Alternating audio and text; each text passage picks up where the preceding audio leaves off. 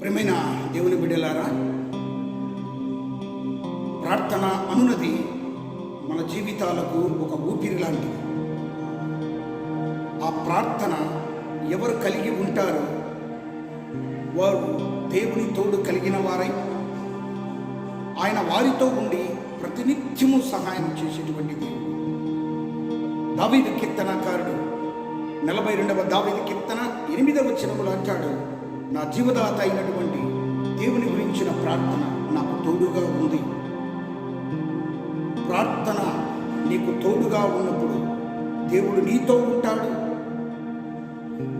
నీకు సహాయం చేస్తాడు, నీ కన్నీటిని తుడుస్తాడు, నీ బాధల నుండి విడుదల కలిగిస్తాడు.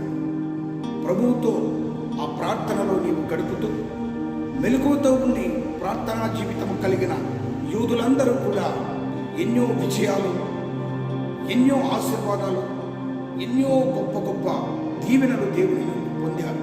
మరి అటువంటి ప్రార్థనా జీవితం కలిగి ఈ లోకంలో జీవించే సమయంలో అనేకమైన సమస్యలను అధిగమిస్తూ సాతానుని మన ఎదుట ఉంచిన అనేక కష్టాలను దాటుకుంటూ ప్రార్థనతో ముందుకు సాగుతూ ప్రభునిలో కలిసి అనేకమైన దేవుని ఆశీర్వాదాలు పొందెదముగాక.